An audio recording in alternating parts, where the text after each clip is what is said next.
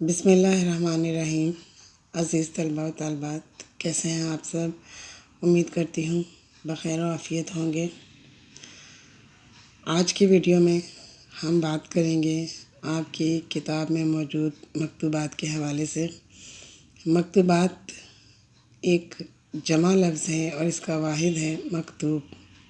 مکتوبات یا مکتوب سے کیا مراد ہے؟ مکتوبات کو اردو میں خطوط بھی کہا جاتا ہے، اور مکتوب ایک واحد لفظ ہے، اسے خط کہا جائے گا۔ ایک زمانہ تھا جب مشرقی معاشرے میں بہت زیادہ خطوط لکھنے کا رواج عام تھا۔ لوگ ایک دوسرے کو بہت شوق سے خط لکھتے تھے اور بڑی بے چینی سے اور اضطراب کے ساتھ ایک دوسرے کے خطوط کا انتظار کیا کرتے تھے۔ مگر پھر وقت اور حالات نے کروٹ لی اور زمانہ بدل گیا، اور ہماری زندگیوں میں مختلف الیکٹرانک ڈیوائسز انٹروڈیوس ہونے لگیں، اور مکتوبات یا خطوط کہیں ہماری زندگیوں میں کھو گئے۔ اب لوگ ایک دوسرے کو بہت کم خط لکھتے ہیں، یا پھر شاذ و نادر ہی لکھتے ہیں، کیونکہ اب ہمارے پاس مکتوبات کا نعم البدل موجود ہے اور ہم انہی کا زیادہ استعمال کرتے ہیں، جیسے کہ ٹیلی فون اور سوشل میڈیا وغیرہ۔ ایک دوسرے سے مخاطب ہونے کے لیے یہ چیزیں استعمال کی جاتی ہیں۔ بہرحال مکتوبات یا خطوط ہمارا پاسٹ ہیں اور ہماری تاریخ کا حصہ ہیں۔ آپ نے بھی بہت سے خطوط دیکھے اور پڑھے ہوں گے یا ذکر سنا ہوگا، لیکن اردو ادب کے حوالے سے اگر ہم بات کریں تو کچھ شخصیات کے خطوط یا مکتوبات ایسے ہیں جو اپنی مثال آپ ہیں، اور ان میں اردو ادب کے ایسے الفاظ استعمال کیے گئے اور اس طرح کا لب و لہجہ استعمال کیا گیا کہ ان خطوط نے ہمارے اردو ادب میں جگہ پا لی اور ہماری کتابوں، کورس کی کتابوں کا حصہ بن گئے۔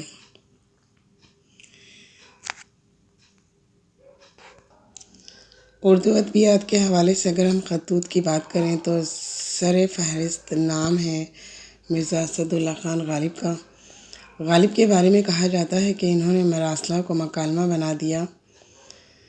مراد یہ ہے کہ مکالمہ کا مطلب ہوتا ہے گفتگو، اور مراسلہ کا مطلب ہوتا ہے خط، کہ انہوں نے اس طرح کے خطوط لکھے ہیں کہ وہ خطوط کم لگتے ہیں، بلکہ ایسا لگتا ہے کہ جیسے وہ جن شخص سے یا جن صاحب سے مخاطب ہیں، جن کو انہوں نے خط لکھا ہے، وہ ان کے سامنے ہی بیٹھے ہیں اور وہ براہ راست ان سے گفتگو کر رہے ہیں۔ تو آج ہم بات کریں گے مرزا اسد اللہ خان غالب کے خط کی، جو آپ کی کتاب کے خطوط میں سے پہلا خط ہے، اور وہ انہوں نے اپنے شاگرد میر مہدی مجروح کے نام لکھا تھا۔ آج ہم اس خط کی ریڈنگ کریں گے۔ تو غالب میر مہدی مجروح کے نام خط کا آغاز کچھ اس طرح کرتے ہیں: ہاں صاحب، تم کیا چاہتے ہو؟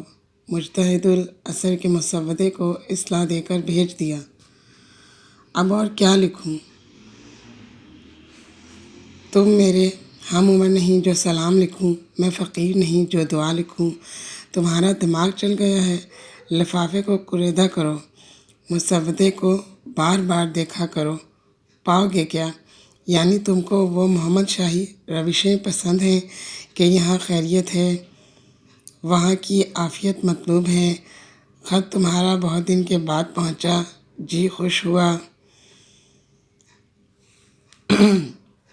غالب میر مہدی مجروح سے مخاطب ہو کر اس خط میں کہہ رہے ہیں، مجتہد الاثر کا مطلب ہوتا ہے اپنے زمانے کا مجتہد، اور یہاں پر انہوں نے ذکر کیا ہے مجتہد الاثر سے یہاں پر غالب کی مراد ہے مولانا سرفراز حسین، اور مسودہ کہا جاتا ہے ایسی کتاب کو، ایسی لکھی ہوئی کتاب کو جسے ابھی حتمی شکل نہ دی گئی ہو بلکہ ایک رف صورت میں وہ لکھی گئی ہو، ایسی کتاب کو مسودہ کہا جائے گا۔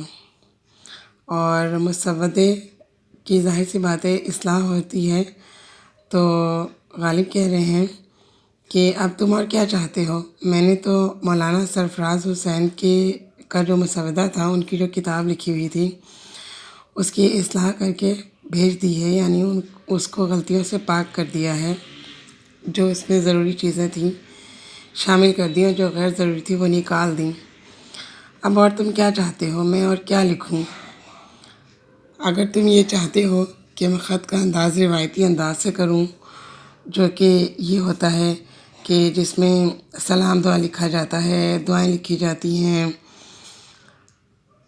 اور وہی روایتی انداز ہوتا ہے کہ میں یہاں خیریت سے ہوں اور خدا تعالیٰ سے تمہاری خیریت مطلوب چاہتا ہوں وغیرہ، تو غالب کہہ رہے ہیں کہ میں تمہیں سلام تو بالکل نہیں لکھوں گا، کیونکہ تم میرے ہم عمر نہیں ہو، بلکہ مجھ سے چھوٹے ہو، اور بڑے جو ہیں وہ چھوٹوں کو سلام نہیں لکھا کرتے، اور نہ ہی میں کوئی فقیر ہوں جو میں تمہیں دعائیں دوں۔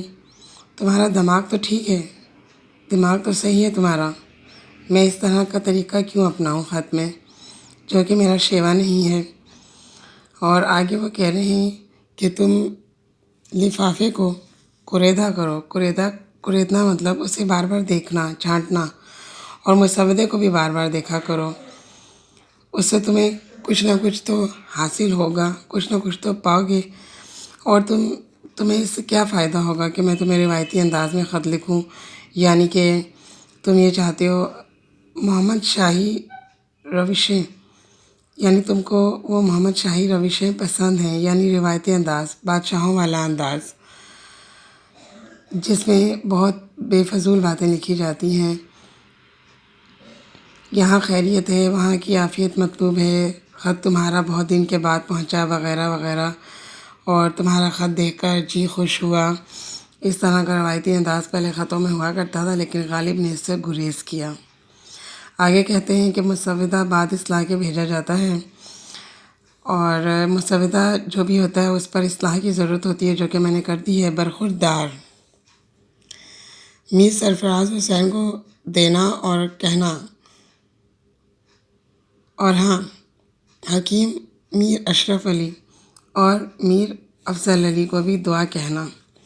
وہ کہتے ہیں کہ میں نے میر سرفراز حسین کے مسودے کی اصلاح کر دی، اور وہ میں تمہیں بھیج رہا ہوں، وہ ان کو دے دینا۔ برخوردار اپنے سے چھوٹے کو یا فرزند کو کہا جاتا ہے، تو وہ میر مہدی مجروح سے مخاطب ہو کر غالب کہہ رہے ہیں کہ برخوردار تم یہ مسودہ میر سرفراز حسین کو دے دینا، اور میری طرف سے دعائیں بھی دینا، اور حکیم اشرف علی اور میر افضل علی کو بھی میری طرف سے دعائیں دینا۔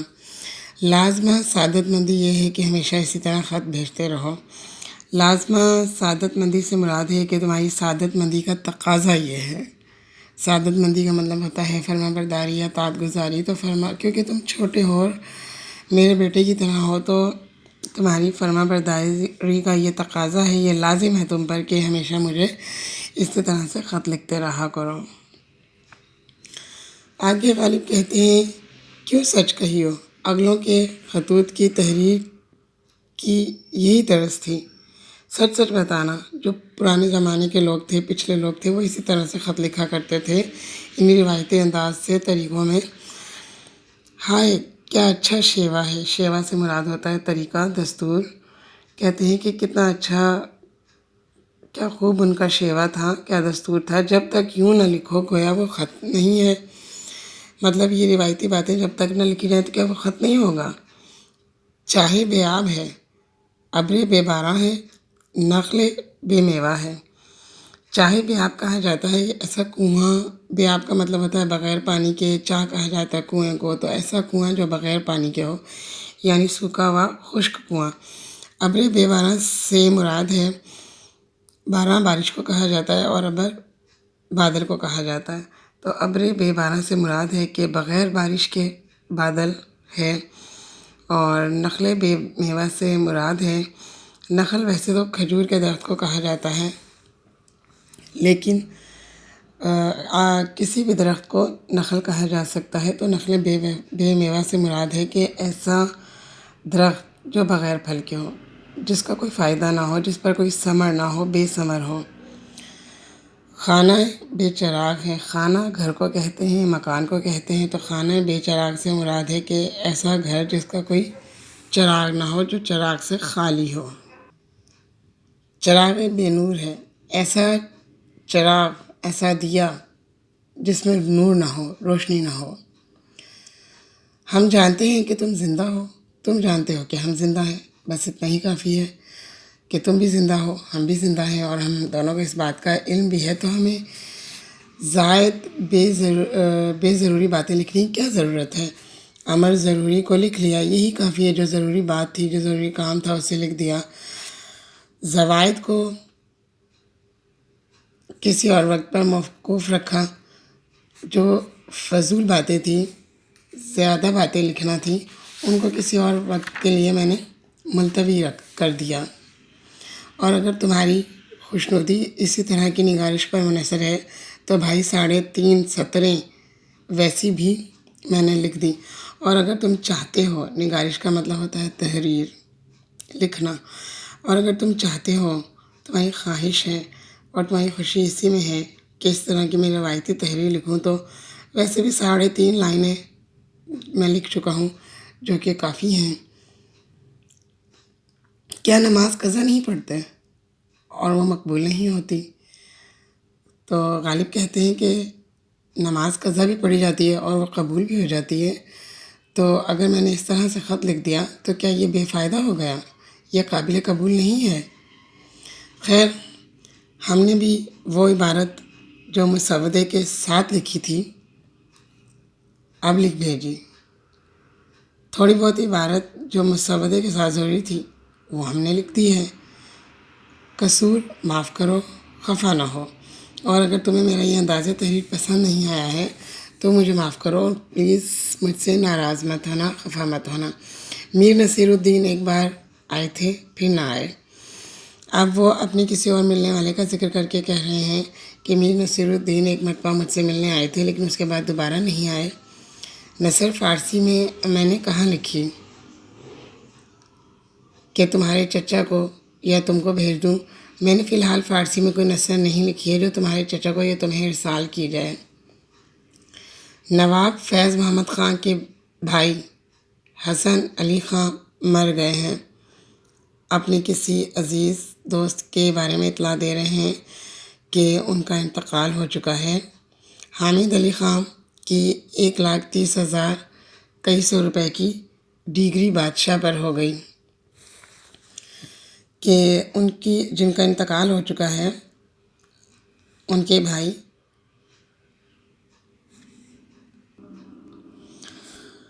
حامد علی خان کے بارے میں بتا رہے ہیں کہ بادشاہ وقت پر ان کے حوالے سے 1,30,000 اور کئی سو روپوں کی ڈگری لگ گئی ہے۔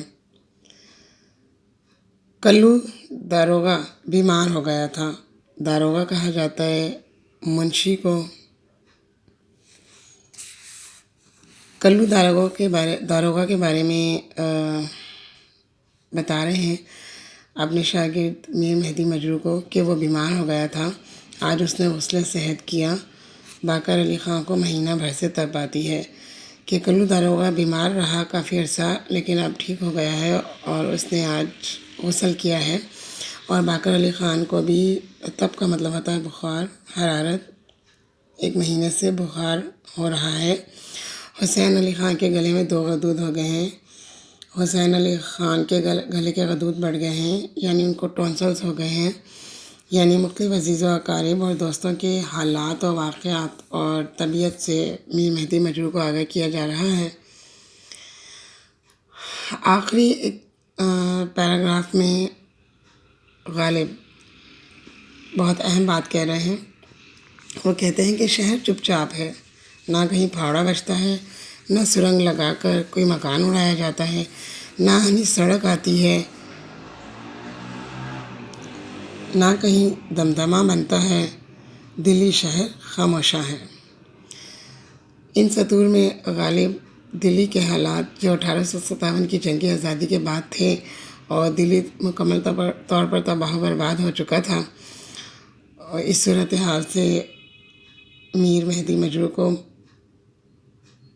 خبردار کرتے ہوئے کہہ رہے ہیں کہ آج کل شہر دلی بالکل خاموش ہے، نہ کسی کا مکان گرتا ہے اور نہ ہی سرنگ لگا کر کوئی مکان اڑایا جاتا ہے، اور نہ ہی کوئی مضبوط سڑک بنا رہی ہے حکومت، نہ ہی کوئی مورچہ وغیرہ بنایا جاتا ہے، یعنی بالکل سناٹا ہے۔ تباہی کے بعد ہر طرف خوف و ہراس کا عالم ہے اور لوگ فوج سے ڈر کر اپنے گھروں تک محدود ہو گئے ہیں۔ دراصل خود غالب بھی ان دنوں اپنے گھر میں ہی محصور ہیں، تو ان حالات کا ذکر وہ کر رہے ہیں ان سطور کے اندر۔ آگے کہتے ہیں کہ آج کل دلی شہر اس تباہی اور بربادی کے بعد بالکل ہی خاموش ہو گیا ہے اور بالکل ہی سنسان اور ویران ہے، جس طرح سے کوئی قبرستان ہوتا ہے۔ اس کے آگے غالب نے لکھا، کاغذ نبڑ گیا ورنہ تمہارے دل کی خوشی کے واسطے اب بھی اور لکھتا۔ نبڑ جانا مطلب ختم ہو جانا۔ تو غالب کیونکہ بہت بے تکلف ہو کر خطوط لکھا کرتے تھے، بالکل ایسے جیسے گفتگو کر رہے ہیں سامنے والے سے یا مکالمہ کر رہے ہیں، تو انہوں نے بڑی بے تکلفی کے انداز میں اپنے شاگرد کو بتا دیا کہ اب کاغذ ختم ہو گیا ہے، مزید آگے ورنہ تمہاری خوشی کے لیے اور تمہاری خواہش کو پورا کرنے کے لیے میں مزید آگے کچھ اور خط میں لکھتا، لیکن فی الحال خط ختم ہو گیا ہے اور ابھی کے لیے بس اتنا ہی۔ ان سطور کے ساتھ غالب نے اپنے خط کا اختتام کیا۔ تو عزیز طلباء و طالبات، آج کی ویڈیو میں ہم نے غالب کا خط پڑھا، اس کی ریڈنگ کی تشریح کے ساتھ اور کچھ مشکل الفاظ کے معنوں کے ساتھ۔